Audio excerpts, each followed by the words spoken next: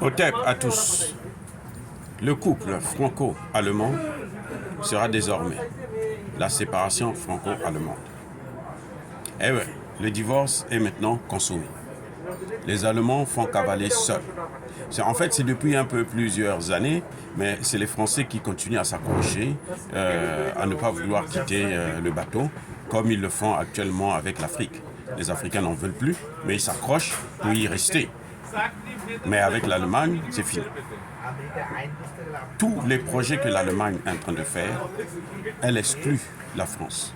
Et tous les projets qu'ils avaient décidés ensemble sont stoppés. Il y avait le projet d'une tank, de la fabrication des tanks de guerre franco-allemande qui a capoté. Il y avait le projet de la fabrication des hélicoptères de combat qui a capoté, des avions de combat, ça a capoté. Et aujourd'hui, l'Allemagne est en train d'installer un bouclier antimissile avec les États-Unis et Israël. Elle n'a même pas informé la France. Elle n'a pas inclus la France. La France n'a pas les moyens de son développement. L'Allemagne vient d'investir 200 milliards de dollars pour relancer son économie. Le poids de la dette allemande est à peine à 60% de son PIB, alors que celui de la France est à 113% du PIB. L'Allemagne préfère commercialiser avec la Chine parce que la Chine est un grand marché pour elle et elle investit beaucoup en Chine. Et la France n'a pas les moyens.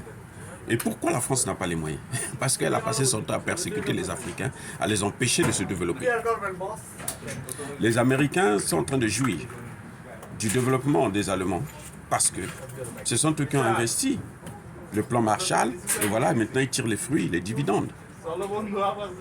Donc, vous savez, nous devons maintenant faire très attention parce que la France va se tourner en Afrique pour s'accrocher encore plus et elle est prête à tout.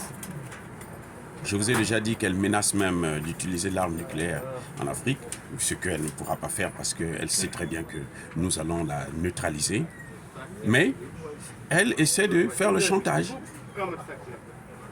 Et ce que vous voyez, ce qui se passe au Tchad, c'est la guerre, la continuité de la guerre entre les États-Unis, l'Allemagne d'une part et la France d'autre part.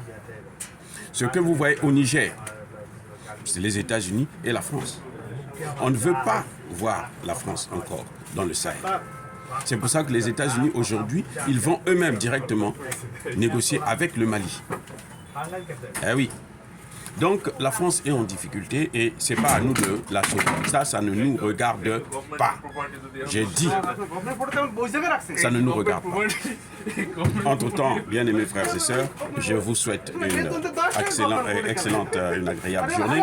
Soyez bénis par le Dieu de Kémy et que tous ceux qui persécutent le continent africain, les Africains et les panafricanistes notamment, tous ceux qui pillent et déstabilisent ce continent africain, qu'ils soient punis, écrasés, foudroyés, maudits par le Dieu de Kémy et par nos ancêtres angélisés.